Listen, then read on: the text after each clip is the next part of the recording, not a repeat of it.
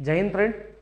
मित्रांनो, शेकडेवारी या घटकाअंतर्गत आजचं जे लेक्चर आहे आणि इथून समोरचं आणखीन एक लेक्चर आहे ते आपल्याला PYQ साठी द्यायचं असेल.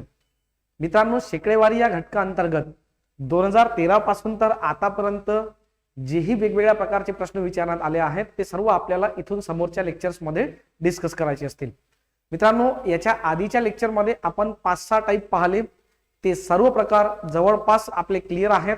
खूप अगदी बऱ्यापैकी आणि चांगल्या पद्धतीने मी ते तुमच्यापर्यंत पोहोचवले आहेत. PYQ मध्ये मित्रांनो आपण MPSC त्यानंतर UPSC सुद्धा, काही SSC चे, काही बँकिंगचे आणि सरळ सेवा या सर्व जे प्रश्न आहेत हे सर्व प्रश्न आपण इथून समोर डिस्कस करणार आहे. तर मित्रांनो, सर्वात पहिला प्रश्न पहा. एक संख्या 45% ने वाढवली तर 116 होते, तर ती संख्या कोणती? मित्रांनो, आपण जे काही पहिल्या लेक्चर पासून तर 6व्या लेक्चर पर्यंत शिकलो आहे ते सर्व रिवाइज होईल आता, आहे ना. आणि तुम्ही डायरेक्ट इथे लँडिंग करू नका. पहिले ते मागचे 5-6 लेक्चर क्लिअर करा, म्हणजे तुम्हाला इथे मी जे काही सांगेल ते व्यवस्थित लक्षात येईल. काय म्हणता मित्रांनो, एक संख्या 45% ने वाढवली तर 116 होते. आता मित्रांनो, ती संख्या आपल्याला माहित नाही म्हणून आपण मानलं की सर ती संख्या काय असेल, x असेल. ठीक आहे ना. आता 145 ने वाढवणे म्हणजे प्लस करणे. तर मित्रांनो, आपल्याला ना या ठिकाणी x चे 45% त्याच्यामध्ये ऍड करावे लागतील. ठीक आहे ना, कारण 45% ने वाढवले, पण कोणाचे 45%? तर त्या संख्येचेच ना मित्रांनो. ठीक आहे ना. तर त्या संख्येचे जे 45% आहे त्यानेच ही संख्या जी आहे ती आपल्याला वाढवायची असेल. ठीक आहे ना. तर वाढवूया, पहा बोर्डवर.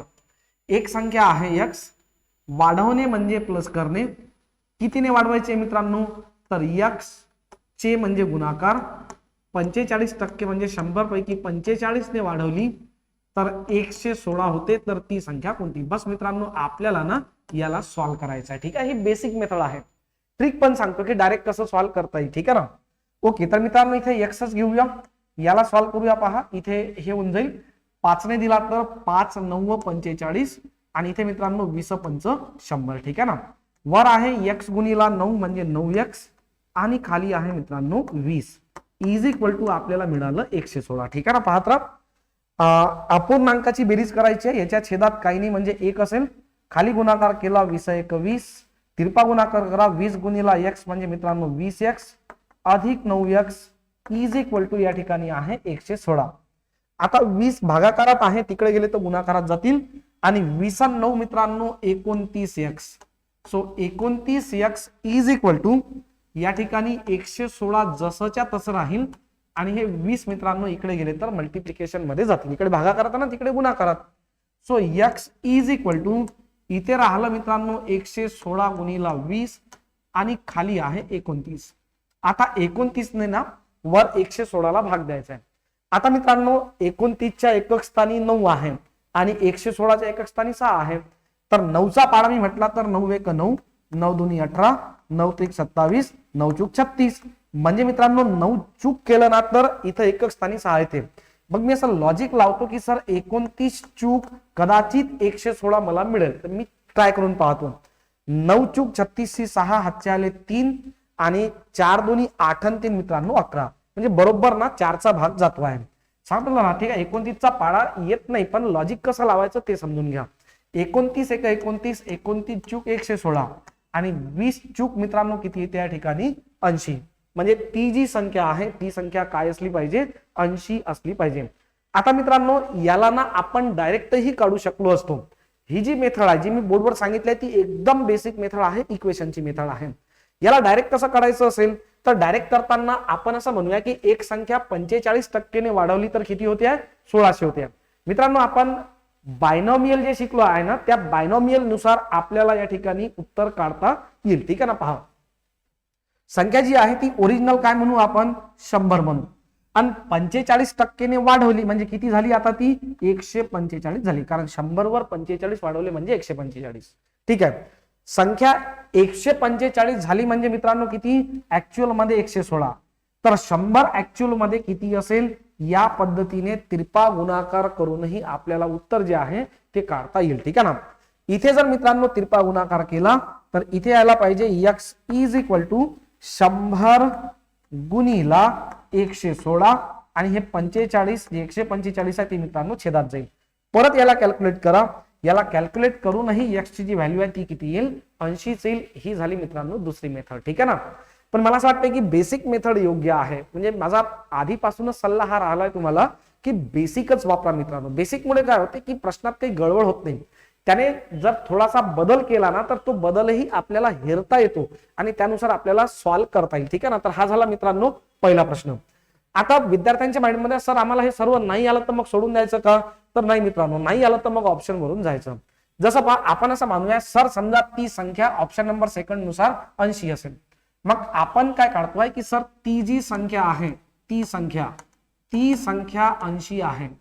आता मित्रांनो टॅली करून पहा, या 80 मध्ये 80 चे 45% मिळवले तर 116 होते का, तर मिळवा. काय मिळवायचा 80 मध्ये, काय मिळवायचं आहे 80 चे 45% मिळवायचे आहेत. जर हे केल्यानंतर 116 आलं तरी आपलं उत्तर करेक्ट आहे असं आपण म्हणू शकतो. म्हणजे मित्रांनो आपण ऑप्शन वरून जातोय. हे घेतलं 80, कॅल्क्युलेट करा, 20 चूक 80, 20 पंच 100, 5 1 5, 5 9 45. ठीक आहे ना. आता मित्रांनो इथे मिळते 9 गुणिला 4 म्हणजे 9 चूक 36. 80 अधिक 36 केलं तर बरोबर काय आलं 116. तर ऑप्शन वरून जाणे हाही एक उपाय असेल. काही विद्यार्थ्यांना खूप मजेदार वाटत असेल सर हेच करायला पुरते आहे ना, हेच चांगलं आहे. पहिले 82 ला चेक करायचं, नाही येईल 80 ला चेक केलं तर ते बसते. तर मित्रांनो दोन्ही तिन्ही मेथड मी या ठिकाणी तुम्हाला क्लिअर केल्या आहेत. सर्व मेथड तुम्हाला व्यवस्थितच समजतील, पण त्यासाठी तुम्हाला मागचे 6 लेक्चर क्लिअर करणे गरजेचं असेल. ओके मित्रांनो, एका परीक्षेत 70% विद्यार्थी इंग्रजीत उत्तीर्ण झाले. प्रश्न पाहता बरोबर क्लिअर होते की सर काहीतरी गोल गोल काढावे लागतात. ठीक आहे ना. ओके, हा आपण मागच्या व्हिडिओ लेक्चर मध्येच मित्रांनो रिसेंटलीच क्लिअर केलेला आहे, त्यामुळे काही गडबड नसली पाहिजे कोणाकडून. ठीक आहे. पहा, एका परीक्षेत 70% विद्यार्थी इंग्रजीत उत्तीर्ण झाले. ठीक आहे. 65% विद्यार्थी गणितात उत्तीर्ण झाले आणि 25% विद्यार्थी दोन्ही विषयात अनुत्तीर्ण झाले. मित्रांनो हा घटक शिकवताना मी वारंवार तुम्हाला इन्सिस्ट करत होतो, दोन्ही घटकांमध्ये किंवा दोन्ही विषयांमध्ये काय स्थिती आहे ते ओळखा आणि सर्वात पहिले जर कुठं नंबर भरायचा असेल आपल्याला तर तो याच ठिकाणी भरायचा. अच्छा, आता इथे काय परिस्थिती आहे, तर दोन्ही विषयात अनुत्तीर्ण झाले. तर या ठिकाणी मित्रांनो आपण लिहूया दोन्ही विषयात अनुत्तीर्ण. दोन्ही विषयात अनुत्तीर्ण ही मित्रांनो या ठिकाणी काय आहे परिस्थिती आहे. आता एक सर्कल आपण या ठिकाणी घेऊया इंग्रजीचा. ठीक आहे, एक सर्कल घेऊया आपण या ठिकाणी इंग्रजीचा आणि दुसरा सर्कल जो आहे मित्रांनो तो आपल्याला घ्यायचा असेल गणिताचा. पण एक लक्षात घ्या, आपल्याला डेटा दिला आहे इंग्रजीत उत्तीर्ण, मग याला आपण इंग्रजीत उत्तीर्ण नाही घेऊ शकत. इथं दिला गणितात उत्तीर्ण, याला गणितात उत्तीर्ण नाही घेऊ शकत, कारण उत्तीर्ण आणि उत्तीर्ण यांच्या कॉम्बिनेशन मध्ये अनुत्तीर्ण येणार नाही. जर मित्रांनो मधला पोर्शन म्हणतोय ना दोन्ही विषयात अनुत्तीर्ण, तर इथं आपल्याला घ्यावे लागेल इंग्रजीत अनुत्तीर्णच घ्यावे लागतील आहे ना, इंग्लिश मध्ये नापास. आणि मित्रांनो इथे आपल्याला घ्यावे लागतील गणितात अनुत्तीर्ण म्हणजे नापास. ठीक आहे ना, या पद्धतीने घ्यावे लागतील. आता डेटा काय म्हणतोय पहा, 70% विद्यार्थी इंग्रजीत उत्तीर्ण झाले. आपण पर्सेंटेज मध्ये नेहमी काय मानतो 100. आता 70% विद्यार्थी पास झाले तर अनुत्तीर्ण म्हणजे फेल किती झाले असतील 30% फेल झाले असतील. 65% विद्यार्थी गणितात पास झाले. आता 100 मधून 65 काढा मित्रांनो, उरले किती 35% विद्यार्थी गणितात काय झाले असतील फेल झाले असतील. क्लिअर आहे ना, बोर्डवर पाहत राहा. आता मित्रांनो सर्वात पहिले हा मधला नंबर बनायचा. मधला नंबर काय म्हणतोय 25% विद्यार्थी दोन्ही विषयात अनुत्तीर्ण झाले. तर हा जो मधला पोर्शन आहे इथे लिहितो मी 25%, इथपर्यंत बरोबर ना. आता हा इंग्रजीचा सर्कल आहे, या सर्कल मध्ये एकूण अंक 30 दाखवायचे आहेत. 25 आपण ऑलरेडी घेतले आहेत म्हणून मी या ठिकाणी 5% ठेवतो. तर 25 आणि 5 काय झालं मित्रांनो 30. क्लिअर इथपर्यंत. आता हा जो गणिताचा सर्कल आहे ना त्याच्यामध्ये 35 दाखवायचे आहे. 35 पैकी 25 मी ऑलरेडी घेतले आहेत, म्हणजे मित्रांनो मला इथे फक्त काय घेणं गरजेचं आहे 10% घेणं गरजेचं आहे. पहा एकदा चेक करून पहा, 5 आणि 10, 5 आणि 25 30 आणि 25 आणि 10 35 बरोबर घेतलं. आता मित्रांनो काय म्हणतोय, जर 3000 विद्यार्थी दोन्ही विषयात उत्तीर्ण झाले तर एकूण किती विद्यार्थ्यांनी परीक्षा दिली.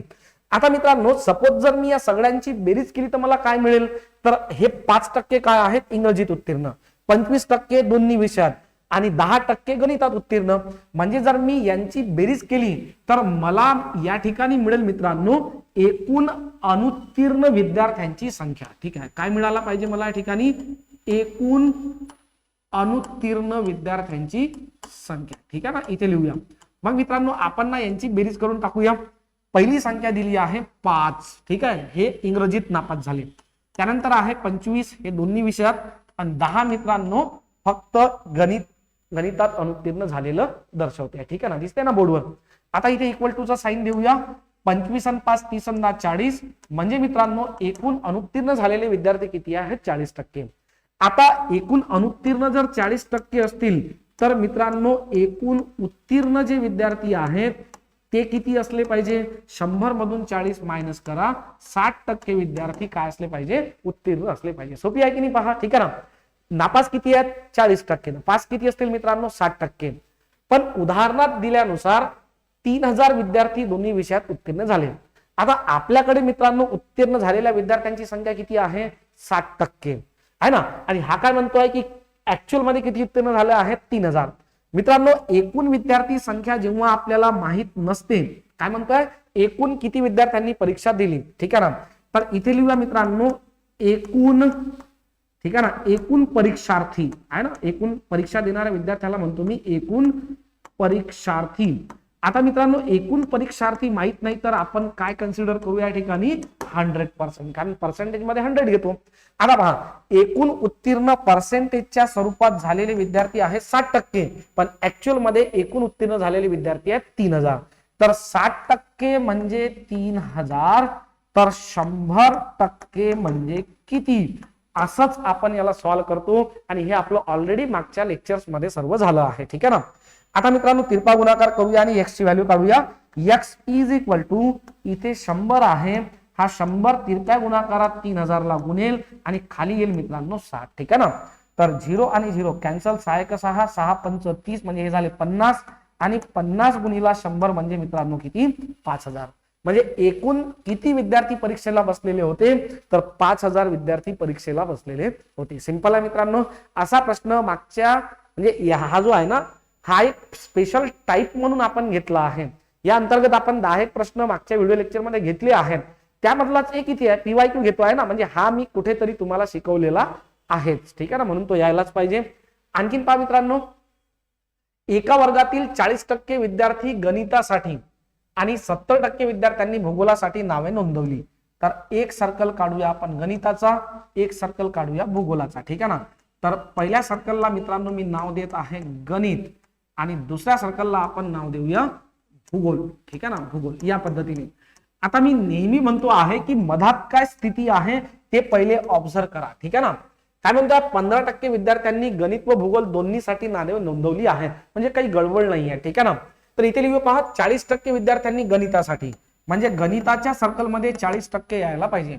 70% विद्यार्थ्यांनी भूगोलासाठी, म्हणजे भूगोलाच्या सर्कलमध्ये मित्रांनो 70% यायला पाहिजे. आणि 15% विद्यार्थ्यांनी दोन्ही विषयासाठी नावे नोंदवली. तर यांचा जो इंटरसेक्टिंग पोर्शन आहे, दोघांचा छेदनबिंदू, तिथे मित्रांनो 15% लिहिलं. आता पहा या सर्कलमध्ये ना टोटल मला घ्यायचे आहेत 40. 40 पैकी मी 15 घेतले तर 40 ला किती कमी पडले? 25. आता 25 आणि 15 म्हणजे 40 बरोबर घेतले. इथे घेतले या भूगोलच्या सर्कलमध्ये पाहिजे मित्रांनो 70%. आपण त्यापैकी 15 घेतले तर 70 मधून 15 मायनस करा, उरले किती? उरले आहेत 55%. 55 5 60 आणि 10 70. ठीक आहे ना. आता मित्रांनो हे पण लिहून टाकतो. हे काय होतं? हे होतं दोन्ही, बोथ मध्ये काय सिच्युएशन आहे ते. आता मित्रांनो आपल्याला प्रश्न विचारलाय तर दोन्ही विषयांपैकी एकहीसाठी नाव न नोंदवलेल्या विद्यार्थ्यांची टक्केवारी किती? आता मला सांगा मित्रांनो, मी जर यांची बेरीज केली तर मला यांची बेरीज काय मिळवून देते? आम्हाला याची बेरीज मिळून देईल गणितासाठी नाव नोंदवलेले, दोन्ही विषयांसाठी नाव नोंदवलेले आणि भूगोलसाठी नाव नोंदवलेले. म्हणजे मला एकंदरीत या ठिकाणी मिळेल नाव नोंदवलेले किती आहेत ते या ठिकाणी मला मिळेल. ठीक आहे ना. तर मित्रांनो 25% फक्त गणितासाठी नाव नोंदवतात. ठीक आहे. त्यानंतर 15% दोन्ही विषयासाठी नाव नोंदवतात. ठीक आहे ना. पहा 25% फक्त गणित, 15% दोन्ही, आणि 55% मित्रांनो नाव नोंदवणारे आहेत फक्त भूगोलसाठी. यांची बेरीज करा. किती होते पहा, 5 आणि 5 10 आणि 5 15, 5 हातचाला 1, 2 आणि 1 3, 3 आणि 5 8, 8 आणि 1 मित्रांनो 9. म्हणजे 95% जे विद्यार्थी आहेत ते असे आहेत की त्यांनी एकतर गणितासाठी किंवा भूगोलासाठी किंवा दोन्ही विषयासाठी नाव नोंदवले आहेत. मग मित्रांनो एकाही विषयासाठी नाव न नोंदवलेले किती असतील, तर आपण आन्सर काढूया की एकूण जे विद्यार्थी असतात ते नेहमी 100% असतात. जर नाव नोंदवलेले 95% असतील तर नाव न नोंदवलेले मित्रांनो उरले किती, 100 मधून 95 गेले तर 5%. सो करेक्ट आन्सर जे आहे ते यायला पाहिजे 5%. सोपी आहे ना. हे सर्व मित्रांनो आपलं झालेलं आहे, त्यामुळे मला असं वाटतं की एकदम स्मूथली समजत असेल सर्वांना की आपण या ठिकाणी काय घेतो आहे.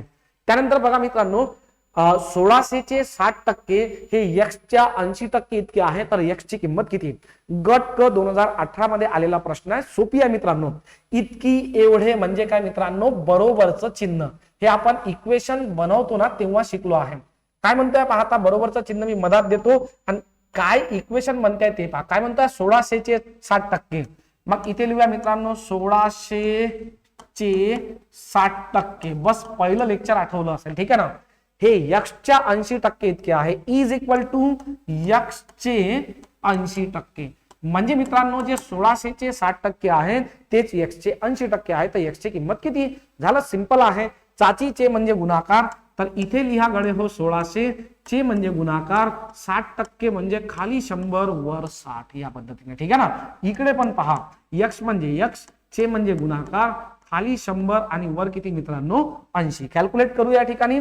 याचे 2 0 कटले, याचे 2 0 कटले, 16 सक 96 वर हा एक 0 या पद्धतीने आपल्याला मिळाला, ठीक आहे ना.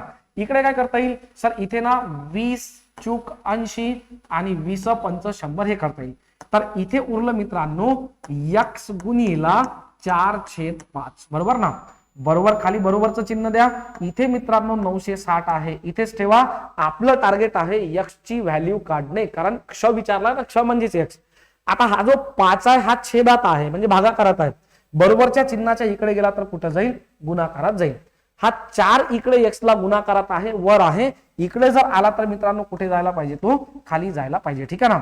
आता किती चूक 96 असं जर येत असेल तर ठीक, नाही तर मग 4 ने साधा साधा भाग द्या. 4 1 4, 4 2 8, ठीक आहे ना.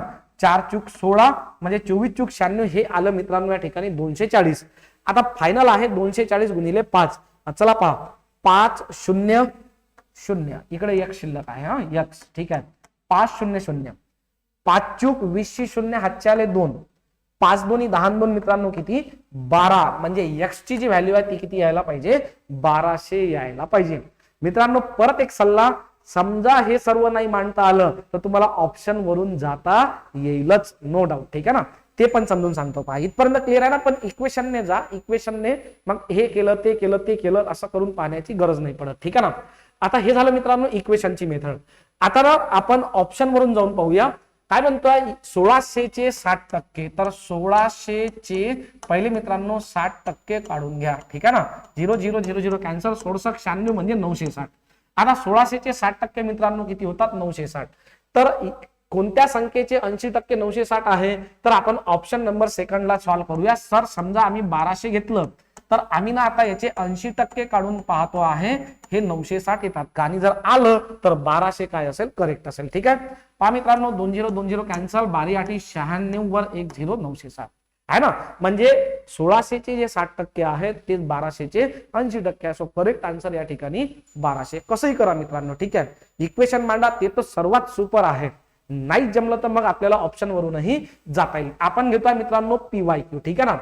त्यानंतर पुढला प्रश्न आहे, बँकेशी केलेल्या करारानुसार एका उद्योजिकेला काही हप्त्यात कर्जाची परतफेड करायची आहे. 18 हप्ते दिल्यानंतर फक्त 40% कर्जाची परतफेड करायची आहे असे तिला आढळले, तर तिने द्यायच्या उरलेल्या हप्त्यांची संख्या निवडा. असा प्रश्न मित्रांनो आपल्याला या ठिकाणी विचारण्यात आला आहे. आता मी ना तुम्हाला एक बाब शिकवली होती पहा, बायनॉमियल, ठीक आहे ना. आठवते का पहा, बायनॉमियल आहे ना. बायनॉमियल मध्ये मित्रांनो आपण द्विपदी मांडतो, तशीच द्विपदी आपल्याला या ठिकाणी मांडायची आहे. काय म्हणते, बँकेशी केलेल्या करारानुसार उद्योजिकेला काही हप्त्यात कर्जाची परतफेड करायची आहे. 18 हप्ते दिल्यानंतर फक्त 40% कर्जाची परतफेड करायची आहे असे तिला आढळले. म्हणजे काय मित्रांनो, जेव्हा तिने 18 हप्ते दिले तेव्हा तिचे 60% कर्ज पूर्ण झाले असेल. कारण मित्रांनो 18 हप्ते दिल्यानंतर फक्त 40% कर्जाची परतफेड करायची आहे असे तिला आढळले.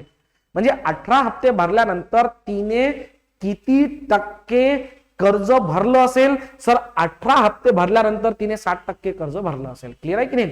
किंवा उलट लिहा सर, 60% कर्ज म्हणजे 18 हप्ते कर्ज एकूण मित्रांनो नेहमी 100% असते. तर याला असं लिहूया सर, 60% म्हणजे 18 तर 100% म्हणजे किती? या पद्धतीने मित्रांनो आपल्याला लक्षात घ्यायचं असेल. ठीक आहे ना?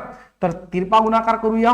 तिरपा गुणाकार केला तर x इज इक्वल टू हा जो 100 आहे तो इकडे 18 ला वर गुणेल आणि हा जो 60 आहे मित्रांनो तो छेदात जाईल. ठीक आहे ना? 0 0 कॅन्सल करा. 6 1 6 साइन त्रिक 18 तर मित्रांनो इथे येते आहे दाइन त्रिक 30. क्लिअर आहे ना? त्यानंतर तिने द्यायच्या उरलेल्या हप्त्यांची संख्या निवडा. तर मित्रांनो एक लक्षात घ्या, इथे आपण कशाचं उत्तर काढलं? इथे आपण उत्तर काढलं आहे एकूण तिचे जे हप्ते आहेत. ठीक आहे, एकूण जे हप्ते आहेत ते असले पाहिजे 30. कारण एकूण पहा 60% रक्कम म्हणजे 18 हप्ते तर 100% रक्कम म्हणजे किती हप्ते? 100% रक्कम म्हणजे 30 हप्ते. म्हणजे मित्रांनो तिला एकूण ना 30 हप्ते भरायचे होते. एकूण हप्ते 30. तिच्यापैकी तिने किती हप्ते भरले मित्रांनो? 18 हप्ते भरले. तर उरलेल्या हप्त्यांची संख्या निवडा. आन्सर काढूया पहा. ठीक आहे ना? एकूण 30 हप्ते भरायचे होते, त्यापैकी तिने 18 हप्ते भरले. तर मित्रांनो उरलेले जे हप्ते आहेत ते असले पाहिजे 22. ठीक आहे ना? बरोबर आहे? पहा 18 2 20 आणि 20 आणि 10 22 नाही 12. ठीक आहे ना? सो करेक्ट आन्सर जे आहे ते किती असलं पाहिजे? या ठिकाणी 12 असलं पाहिजे. डन. ठीक आहे ना? सोपी आहे. बायनॉमियल मित्रांनो खूप जबरदस्त वेपन आहे, मी आधीपासूनच सांगतोय, आणि वापर करणे ही सोपी आहे. हे मित्रांनो इथून हळूहळू शिका. रेशो अँड प्रपोर्शन येईपर्यंत ते खूप पक्क व्हायला पाहिजे, कारण त्याच्यानंतर तिथून समोरनं आपल्याला मॅक्झिममली बायनॉमियलच यूज करायचा आहे. ठीक आहे. त्यानंतर बघा मित्रांनो पुढला प्रश्न काय म्हणतोय? एका शहराची लोकसंख्या, ठीक आहे ना, एका शहराची लोकसंख्या जी आहे ती सुरुवातीला 8% वाढली व दुसऱ्या वर्षी 8% कमी झाली. पुढल्या वर्षी परत 10% त्याच्यामध्ये वाढ झाली. जर लोकसंख्या सुरुवातीला 1 लाख असेल तर तिसऱ्या वर्षी शहराची लोकसंख्या किती? आता तुम्हाला आठवत असेल मित्रांनो एक प्रश्न असाच ना आपण बेसिक मेथडने सॉल्व्ह केला होता आणि त्याची मी ट्रिक पण सांगितली होती. तर इथे पण मित्रांनो मी दोन्ही मेथड सांगतो, पण बेस्ट मेथड आहे ज्याने फास्ट आपल्याला उत्तर काढता येईल ते. ठीक आहे. पाहता सुरुवातीला लोकसंख्या किती आहे मित्रांनो? 1 लाख. तर या ठिकाणी घेतो आहे मी सुरुवातीची लोकसंख्या 1 लाख. ठीक आहे ना? आता मित्रांनो 3 वर्षापर्यंत आपल्याला हिशोब करत जायचं आहे. तर हे पहिलं वर्ष पहा. पहिल्या वर्षी काय झालं की लोकसंख्या जी आहे ती 8% वाढली. इथे लिहितो मी 8% वाढली. आता मित्रांनो 1 लाखचे 8% काढा. ठीक आहे की नाही? तोंडी काढता यायला पाहिजे, पण ज्यांना नाही जमत त्यांनी मग लिहून काढलं तरीही चालेल. ठीक आहे ना? एकदम बेसिक मेथड आहे मित्रांनो. 8% वाढले. 100चे 8, 1 लाखचे 8%. ठीक आहे ना? So 0 0 0 0 cancel. ठीक आहे ना? याला मित्रांनो 8 ने गुणात हे 8 आणि त्याच्यावर 1 2 3 3 0 म्हणजे हे झाले 8000. म्हणजे मित्रांनो लोकसंख्या 1 लाख असेल तर पुढल्या वर्षी ती 8% म्हणजे 8000 ने वाढेल. आता 1 लाख लोकसंख्या 8000 ने वाढत असेल तर पुढची जी लोकसंख्या आहे ती व्हायला पाहिजे 1,08,000. ही झाला मित्रांनो पहिल्या वर्षीचा हिशोब. ठीक आहे ना? आता दुसऱ्या वर्षी 8% ने कमी झाली म्हणजे सर 1 लाख परत झाली असं आपल्याला म्हणता येणार नाही, कारण मित्रांनो याच्या 8% कमी होईल ना. 1,08,000च्या 8% काय झाली? कमी झाली. तर इथं ना आपण 1,08,000चे 8% काढूया आणि तेवढी काय करूया या ठिकाणी कमी करूया. 0 0 0 0 कॅन्सल. कॅल्क्युलेट करा. 8 0 0 8 8 64 4 हातच्याले 6 8 0 0 आणि 6 आणि 8 1 8. म्हणजे मित्रांनो लोकसंख्या जी आहे ती 8,640 ने कमी झालेली असेल. कारण कमी 1,08,000चे 8% म्हणजे 8,640 एवढ्याने काय झाली मित्रांनो? ती कमी झाली. मग कमी करा. 1,08,000 मधून 8,640 काय करा मित्रांनो? मायनस करा. ठीक आहे ना? पहा इथे शून्यच राहील नो डाऊट. इथे 10तून 4 गेले मित्रांनो 6 राहिले, ठीक आहे ना. इथे 9 राहिले, 9 मधून 6 गेले 3 राहिले, इथे 7 होते तर इथे 17 करा, 17तून 8 गेले 9 राहिले आणि इथे राहिले मित्रांनो 9, ठीक आहे ना. तर हे काय येते आहे 99,360. एकदा कॅल्क्युलेट करून पहा. 0 0 0 6 4 10 0 हातच्या 1, 6 3 9 1 10 0 हातच्या 1, 9 1 10 1 18 8 हातच्या 1, 9 1 10 बरोबर मिळते आहे 1,08,000. क्लिअर ना. तर मित्रांनो आता त्या गावाची लोकसंख्या किती असली पाहिजे 99,360. ही जी मेथड मी सांगतोय ना मित्रांनो, या मेथडने सॉल्व्ह करण्यासाठी तुम्हाला काहीच ट्रिक माहिती नसली तरीही चालेल, फक्त पर्सेंटेज काढता यायला पाहिजे. आणि मी तुम्हाला पहिलं लेक्चर आता मी हेच म्हटलं होतं की प्रश्न कसाही असो तुम्हाला पर्सेंटेज काढता येत असेल ना तर त्याचं उत्तर तुम्हाला काढता येईलच. आता लास्ट पहा मित्रांनो, काय म्हणतोय 10% वाढ झाली, ठीक आहे ना. पुन्हा 10% वाढ झाली. आता आपल्याला जी लोकसंख्या दुसऱ्या वर्षी मिळाली ती आहे 99,360. याच्यामध्ये ना मित्रांनो आता आपल्याला 10% काय करायची आहे वाढ करायची आहे. तर याचे 10% काढा, ठीक आहे. 99,360 चे 10%. 10% काढणे म्हणजे मित्रांनो एक शून्य कट करणे. हे जर समजलं तर डायरेक्टही करता येईल. काय शिल्लक राहिलं तर सर आपल्याला लोकसंख्या 99,336 ने काय करायची या ठिकाणी, सॉरी 366 नाही 9936 ने लोकसंख्या या ठिकाणी वाढवायची आहे. आता बघा मित्रांनो दुसऱ्या वर्षी लोकसंख्या 99,360 होती आणि परत 10% ने वाढली म्हणजे 9,936 ने वाढली. आता पहा लोकसंख्या जी आहे ती किती या ठिकाणी निघते आहे, ठीक आहे ना. कॅल्क्युलेट केलं तर हे 6, इथे मित्रांनो 6 3 9, इथे 9 3 9 10 11 12 2 हातच्याले 1, 99 18 आणि हातचा 1 म्हणजे 1909, ठीक आहे ना. आणि इथे मित्रांनो 9 1 10 म्हणजे काय मिळते पहा 10 9 296. 10 9 296 म्हणजे ऑप्शन नंबर 4 सर्वात बेस्ट मेथड आहे मित्रांनो, बेस्ट. फक्त पर्सेंटेज काढायचं. त्याने म्हटलं कमी करा तर मायनस करा, ठीक आहे, प्लस करा. त्याने म्हटलं कमी करा मायनस करा. त्याने म्हटलं 10% ने वाढली तर मित्रांनो परत काय करा प्लस करा. 3 स्टेप मध्ये आपण आन्सर काढू शकतो. फक्त इथे मी पर्सेंटेज बाजूला काढून दाखवलं, ते पर्सेंटेज तुम्हाला तोंडी काढता आलं तर आणखीन बेटर आहे. आता दुसरा उपाय काय मित्रांनो, तर दुसरा उपाय आहे ट्रिक. काय करायचं पहा, हे प्रॉफिट अँड लॉस मध्ये मी तुम्हाला डिटेल मध्ये शिकवेल. ओरिजिनल जी लोकसंख्या आहे ती आपल्याला दिलेली आहे 1,00,000, ठीक आहे ना. आता मित्रांनो जर लोकसंख्या वाढत असेल तर वरती प्लस करायचं आणि कमी होत असेल तर वरती मायनस करायचं, ठीक आहे ना. आणि खाली काय घ्यायचं मित्रांनो 100च घ्यायचं, ठीक आहे. पहा आता बोर्डवर लोकसंख्या कितीने वाढली 8% ने वाढली. 100 वर 8 वाढली म्हणजे मित्रांनो किती झाली 108 झाली गुणिला.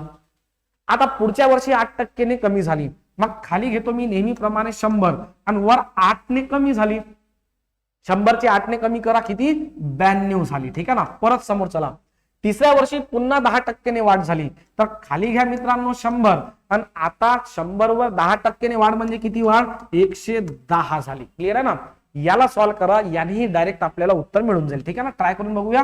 1 2 3 1 2 3 एक आणखीन इकडला एक खालचा इकडला एक वरचा, इथे एक खालचा इथे एक वरचा.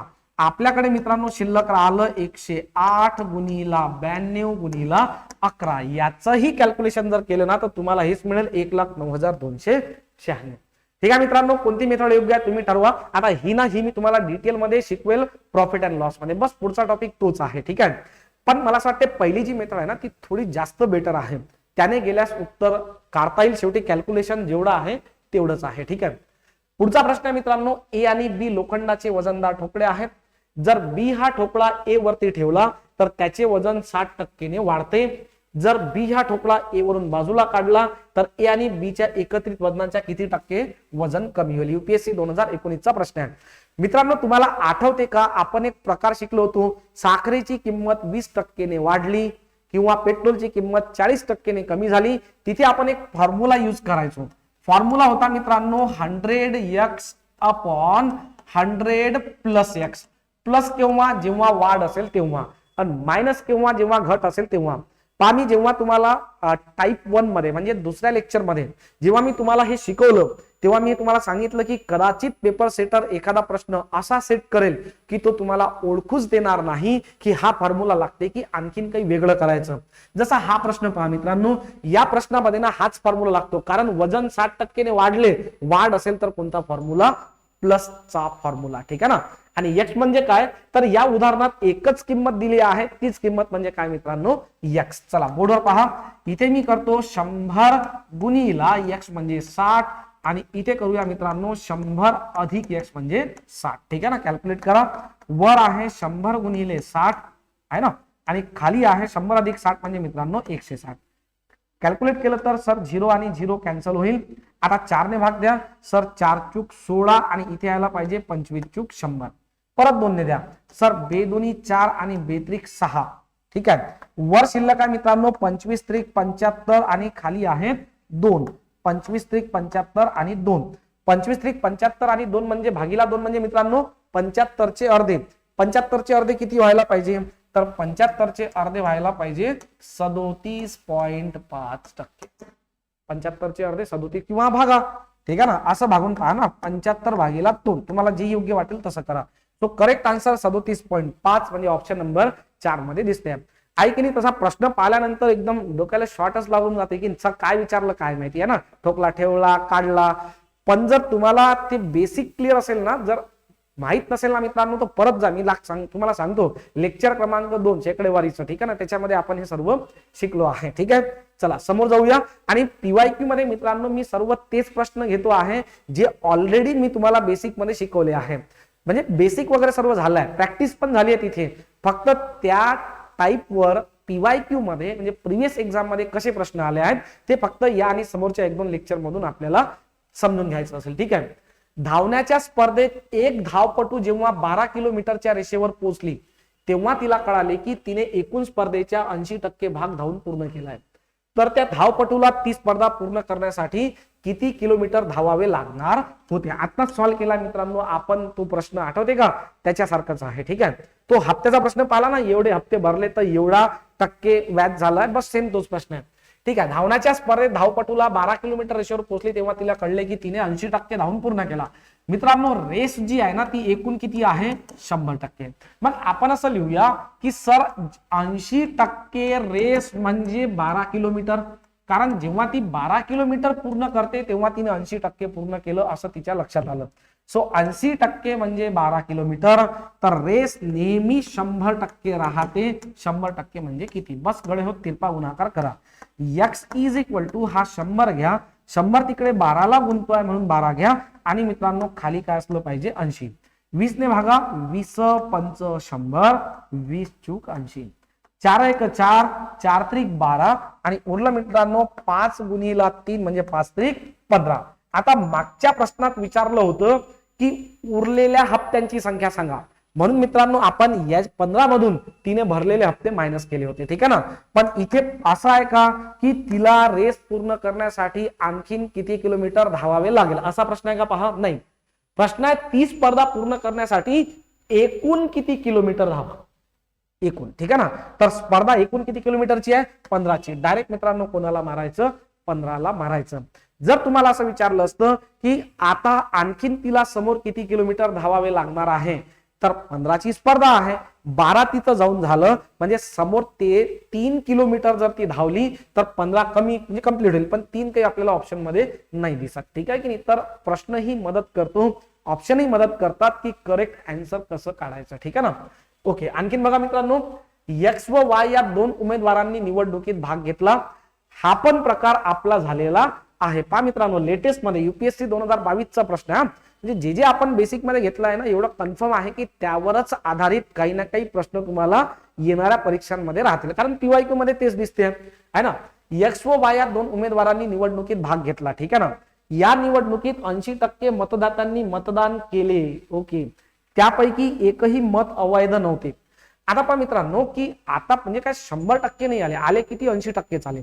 ठीक आहे, तसेच निवडणुकीत नोटाचा पर्याय नव्हता. नोटा म्हणजे काय मी तुम्हाला सांगितलं होतं, नोटा म्हणजे या नोटा नाही, नोटा म्हणजे एकही उमेदवार आम्हाला योग्य वाटत नाही, मग नोटाचं बटन दाबा. ठीक आहे ना, एकूण झालेल्या मतदानापैकी 65% मते एक्स या उमेदवाराला मिळाली व तो 1440 मतांनी विजयी झाला.